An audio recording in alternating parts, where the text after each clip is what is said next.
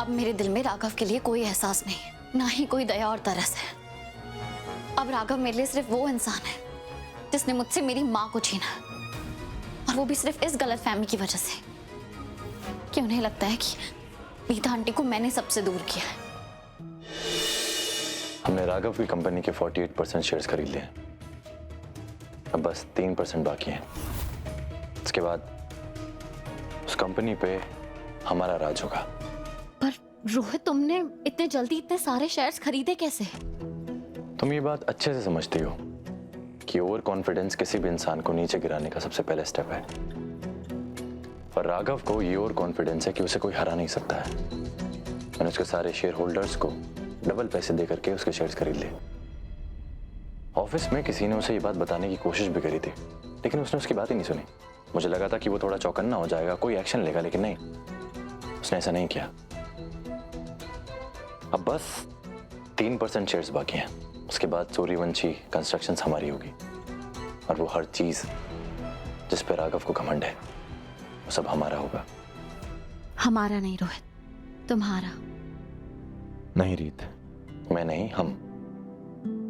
ये सब मैं अपने लिए नहीं कर रहा हूँ, हमारे लिए कर रहा हूँ। और जिस कंपनी ने उसके शेयर्स खरीदे हैं वो हम दोनों के नाम पे रजिस्टर है। ये अच्छा किया तुमने। कम से कम अब बुआ जी राघव की कंपनी हासिल तो नहीं कर पाएंगी। क्या मतलब? तुम ये सब राघव को बचाने के लिए कर रही हो?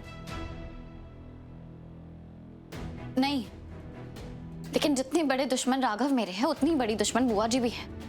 और अगर वो राघव का सब कुछ अपने नाम करवा लेंगी तो वो जीत जाएंगे, और मैं उन्हें जीतने नहीं दे सकती। तुम पक्का ये करना चाहती हो? हाँ रोहित, अब मेरे दिल में राघव के लिए कोई एहसास नहीं है, ना ही कोई दया और तरस है।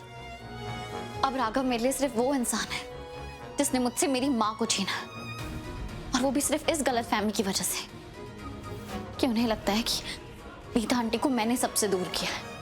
रीत,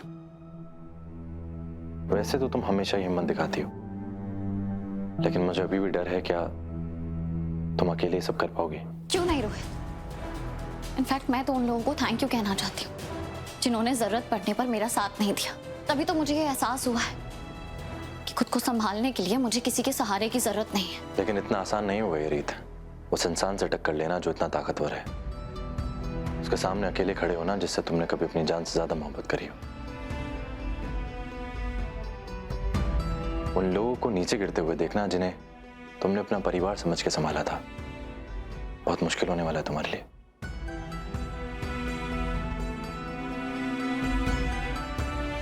रीत, दरअसल मैंने आपकी कंपनी के बारे में इतना सुना है कि मैं उसमें इन्वेस्ट करना चाहती हूँ। देखिए, अगर आप बड़े इन्वेस्टमेंट के बारे में सोच रही हैं तो मैं बता दूं कि आप गलत इंसान से मिल रही हैं, क्योंकि मेरे पास कंपनी के सिर्फ 3% शेयर्स हैं। वेल, आपकी कंपनी इतनी आगे बढ़ रही है कि शुरुआत के 3% भी काफी है मेरे लिए, और उसके साथ आप जैसे चार्मिंग पर्सनैलिटी से भी तो मिलने का मौका मिल रहा है। आप अपने हर बिजनेस पार्टनर से ऐसे ही मिलती हैं? नहीं नहीं, बिल्कुल नहीं, बस उसी से मिलती हूँ जो मुझे अपने जैसे लगते हैं, खुले दिल वाले। आपके मुंह से अपनी तारीफ सुनकर अच्छा लग रहा है, लेकिन मैं एक बात बता दूं, आप मेरे शेयर्स काफी महंगे पड़ेंगे आपको। आपसे जुड़ने के लिए कोई भी कीमत बड़ी नहीं है। आप कहिए, हमें मंजूर है। कोई भी कीमत? पक्का? पक्का, मैंने कहा ना, मैं बड़े दिल वाली हूँ।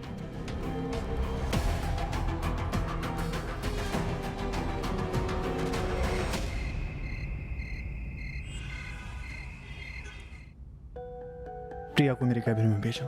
सॉरी सर, सारा स्टाफ घर जा चुका है।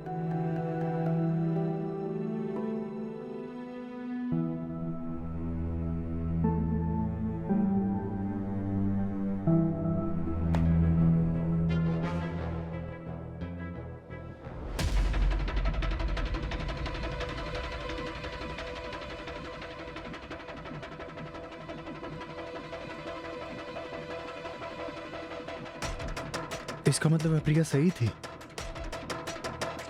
कोई मेरी कंपनी के सारे शेयर खरीद रहा है, लेकिन ये है कौन?